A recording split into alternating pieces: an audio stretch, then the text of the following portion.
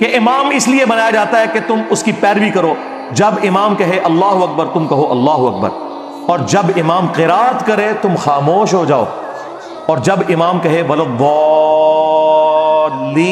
تم آمین کہو. تو اس میں تو کلیئر ہو گیا کہ کس قرات میں خاموش رہنا ہے. اور امام مسلم کہہ رہے ہیں، یہ حدیث ابو ہریرہ بھی روایت کر رہے ہیں. ابو ہریرہ تو کہہ رہے ہیں جب پڑھا جائے سورۃ الفاتحہ کو تو خاموش رہو، اور جب وَلَضَّالِّينَ تو آمین. وہ کہتے ہیں نہیں اس میں قرات کا ذکر ہے، فاتحہ کا نہیں ہے.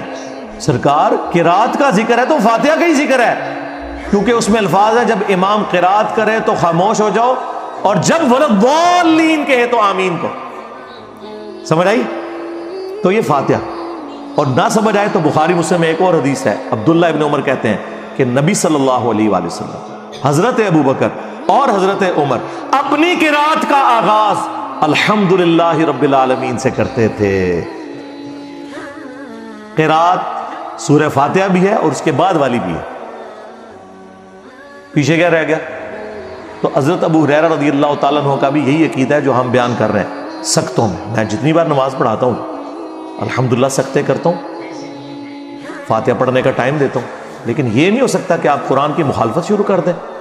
وَإِذَا قُرِئَ الْقُرْآنُ فَاسْتَمِعُوا لَهُ وَأَنصِتُوا لَعَلَّكُمْ تُرْحَمُونَ. جب قرآن پڑھا جائے خاموش ہو جاؤ اور توجہ سے سنو تاکہ تم پر رحم کیا جائے.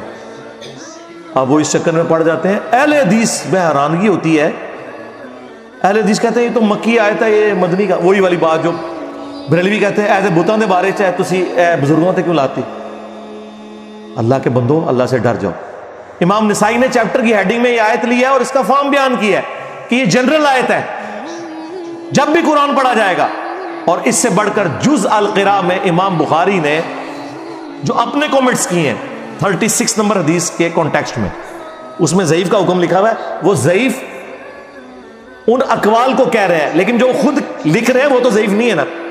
یعنی میں کسی کی بات کوٹ کروں تو اس میں تو حکم لگ سکتا ہے، لیکن جو میں خود بیان کر رہا ہوں وہ تو میں اسے صحیح سمجھ رہا ہوں نا. تو امام بخاری خود لکھ رہے ہیں جز القراء میں. امام بخاری فرماتے ہیں کہ اللہ نے قرآن میں واضح فرمایا وَإِذَا قُرِئَ الْقُرْآنُ فَاسْتَمِعُوا لَهُ. جب قرآن پڑھا جائے تو خاموش ہو جاؤ اور اسے سنا کرو تاکہ تم پر رحم کیا جائے. اور حدیث کہہ رہی ہے بخاری مسلم کی لا صلاۃ لمن لم یقرأ بفاتحۃ الکتاب، کہ جو سورہ فاتحہ نہیں پڑھتا اس کی نماز درست نہیں.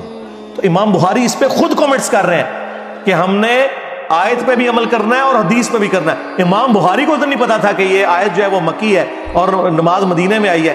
حالانکہ اللہ کے بندوں نماز تو مکے میں بھی تھی. 5 نمازوں کا شیڈیول مدینے میں ہے.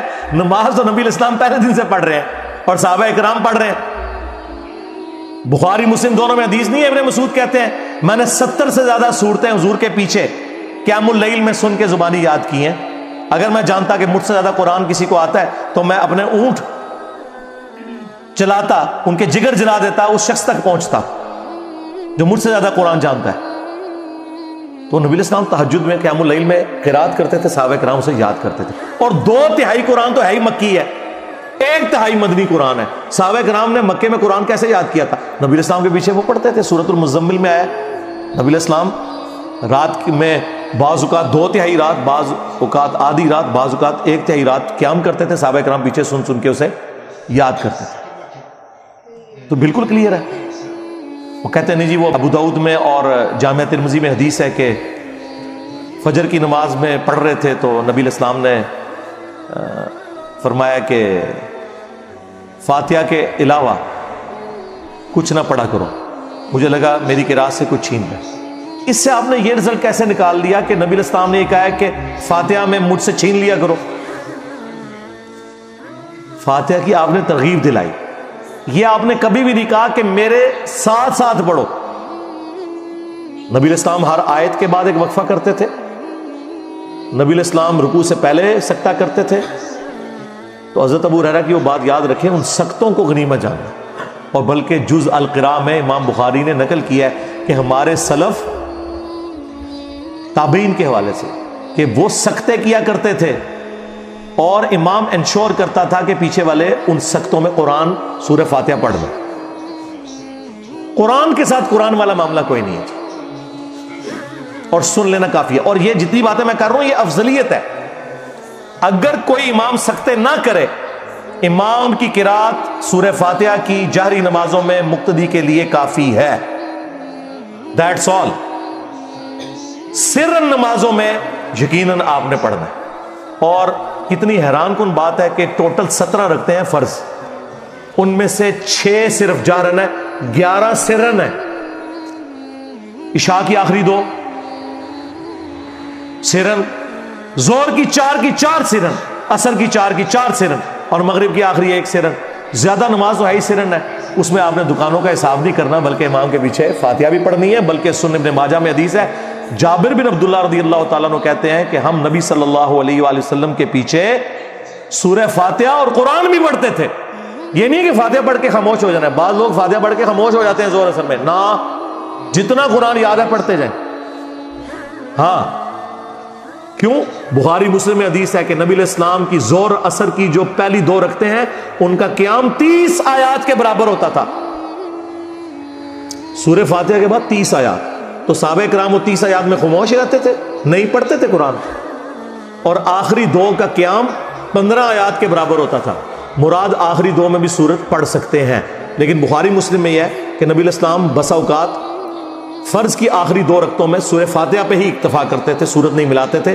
بخاری مسلم کے الفاظ ہیں، نبی علیہ السلام بعض اوقات جو قرآن پڑھتے تھے 1-2 آیتیں اونچی بھی پڑھ دیتے تھے زور اثر میں، تاکہ ہمیں پتہ چل جائے کہ آپ کون سی سورت کی تلاوت کر رہے ہیں. ایک چیز موجود ہے، مجھے بتائیں. یہ کہتے ہیں ہمارے بزرگوں نے اگر دین نہ جمع کیا ہوتا تو دین برباد ہو جاتا. برباد ہی تھوڑے بزرگوں نے کیتا ہے. اللہ دے بندیو، صرف بخاری مسلم اتنی ٹینیس ڈیٹیل موجود نے. میرے سے پہلے کسی بزرگ کو توفیق نہیں ہوئی ہے کہ وہ بیان کرے کہ نبی علیہ السلام کا قیام کس طرح کا ہوتا تھا، کتنی آیات اس میں پڑھتے تھے، لینتھ کتنی ہوتی تھی.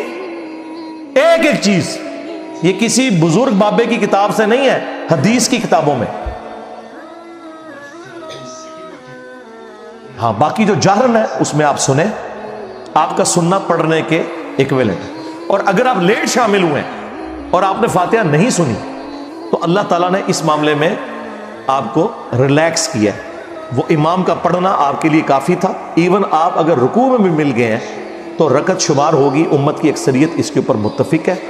اور یہ جو میں آپ کو عقیدہ بتا رہا ہوں جہرن والا، اس میں اگر تھوڑا سا کوئی تفرد بنتا ہے نا تو وہ امام بخاری کا ہے، ورنہ باقی سارے سنی اور شیعہ دونوں متفق ہیں. شیعہ کے نزدیک بھی جہرن نمازوں میں آپ نے سن لیا تو کافی ہے، پڑھنے کی ضرورت نہیں ہے. اور اہل سنت میں بھی 4 امام قائل ہیں، امام حنیفہ، امام شافعی، امام احمد بن حنبل، امام مالک جو بڑے امام ہیں، کہ رکوع میں رکعت مل جاتی ہے. علماء عرب سارے قائل ہیں. یہاں پہ اہل حدیث کی اکثریت قائل نہیں ہے، لیکن اہل حدیث میں بھی لوگ قائل ہیں. رہ گیا جہری نمازوں میں سن لینا کافی ہے. اس کے اوپر آلموسٹ اگر میں دعویٰ کروں نا کہ اجماع ہے، کیونکہ عبداللہ ابن مبارک کے بارے میں جامعہ ترمذی میں آتا ہے کہ وہ امام کے پیچھے فاتحہ پڑھتے تھے، اور ان سے پوچھا گیا کہ اگر کوئی فاتحہ نہ پڑھے تو وہ کہتے ہیں میں کبھی نہیں کہتا کہ اس کی نماز نہیں ہوتی. امام کا پڑھ لینا بھی کافی ہے، لیکن میں ساتھ پڑھتا بھی ہوں. یہ تو کبھی مسئلہ نہیں آیا تھا کہ جہرن میں بھی آپ نے دب کے رکھنا ہے. ہاں، اس ایکسٹریم پہ تھا امام حنیفہ کے نزدیک، نہ سرن میں پڑھنا نہ جہرن میں، لیکن یہ غلو پہ مبنی ہے. امام مالک کا موقف پرفیکٹ ہے الحمدللہ، اور وہ یہی ہے کہ جہرن میں سننا کافی ہے اور سرن میں آپ نے پڑھنا بھی ہے.